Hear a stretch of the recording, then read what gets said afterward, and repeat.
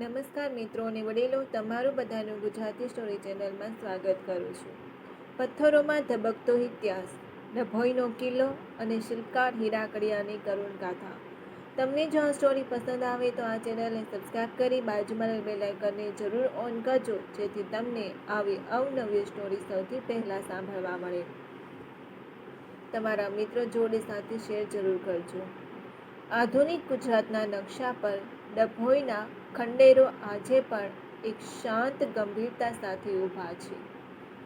ઇતિહાસના પાનાઓમાં દર્ભાવતી તરીકે ઓળખાતા આ કિલ્લાના પથ્થરોમાં એક રક્તરંજિત સચ્ચાઈ છુપાયેલી છે. ઐતિહાસિક સ્મારકોનો પાયો ઘણીવાર માત્ર ચૂના અને પથ્થરથી નહીં, પરંતુ સર્જકોના લોહી અને સત્તાના વિશ્વાસઘાતથી ચણાયેલા હોય છે. સોલંકી અને વાઘેલા રાજવંશની વિજય ગાથાઓના ઘોંઘાટ વચ્ચે એક મહાન કારીગરની ચીસ હંમેશા માટે દબાઈ ગઈ હતી, જેની આ કથા છે. 11મી સદીના સમયકાળમાં સિદ્ધરાજ જયસિંહ અને ત્યારબાદ વિસલદેવ વાઘેલાએ દર્ભાવતીને એક અભેદ ગઢમાં ફેરવાની યોજના બનાવી.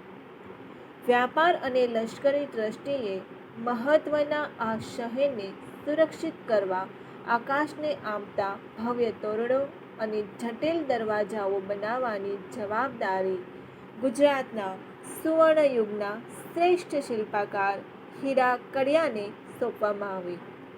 હીરાના હાથમાં પથ્થર પણ મીણની જેમ ઓગળી જતો. તેણે પોતાની છીણીથી આ કઠોર ઇમારતને આત્મા બક્ષ્યો.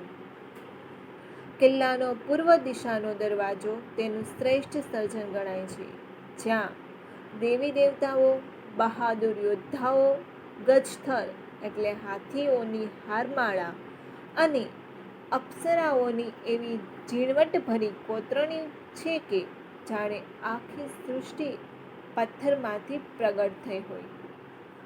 પોતાની અસાધારણ પ્રતિભાને કારણે હીરા કડિયો રાજાનો અત્યંત વિશ્વાસપાત્ર બની ગયો હતો.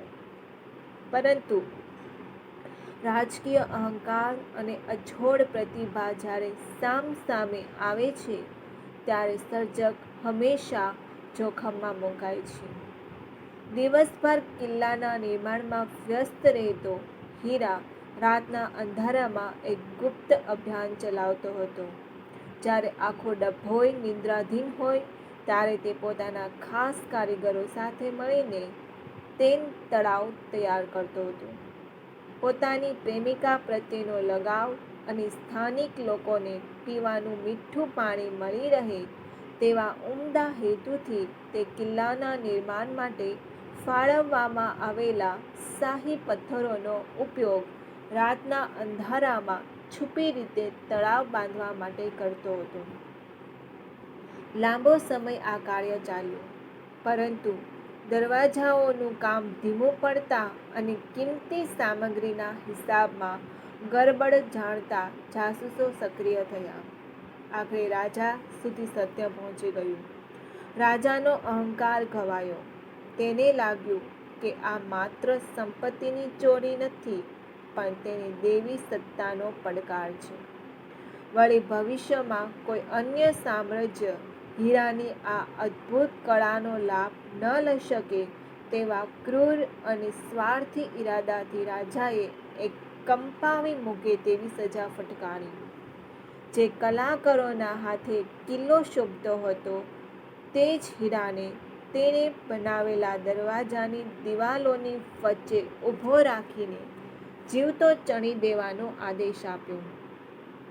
ભારે હૈયે દિયેલ ચણવાની શરૂઆત થઈ. હીરાને એક સાંકડા ગોખલામાં સ્થિર ઊભો રાખવામાં આવ્યો. તેના જ પરિજનોની આંખો સામે એક પછી એક પથ્થર ગોઠવાતા ગયા અને દિવાલ હીરાના હૃદય સુધી પહોંચી ગઈ. છેલ્લો પથ્થર પોતાની જગ્યાએ મુકાયો અને પથ્થરોની વચ્ચેથી આવતું પ્રકાશનું અંતિમ કિરણ હંમેશા માટે શમી ગયું. જેણે આ કિલ્લાને અમર સૌંદર્ય આપ્યું હતું, તેનો જ શ્વાસ એ દિવાલોમાં રૂંધાઈ ગયો. રાજાને લાગ્યું કે આ સજાથી તે હીરાનું નામ કાયમ માટે મિટાવી દેશે. પરંતુ પ્રજાએ તે પૂર્વ દિશાના દરવાજાને એક નવું અને કાયમી નામ આપ્યું, હીરા ભાગોળ. સમયના વહેણ સાથે વાઘેલા સામ્રાજ્ય વિખરાઈ ગયું. રાજાઓના નામ ભૂસાઈ ગયા, પણ હીરા ભાગોળના આ પથ્થરો આજે પણ અકબંધ છે. તે કિલ્લામાંથી પસાર થતી પવનની લહેરોમાં આજે પણ એ મહાન શિલ્પકારની ગાથા ગુંજે છે, જેને પોતાના પ્રાણ આપીને પોતાની કલાને અને પોતાના નામને અમર કરી દીધું. પ્રિય મિત્રો, મને આશા છે કે તમને આ વાર્તા ગમી હશે. જો ગમી હોય તો કૃપા કરીને લખો કે તમને કેવી લાગી. આપનો દિવસ શુભ રહે. જય શ્રી કૃષ્ણ.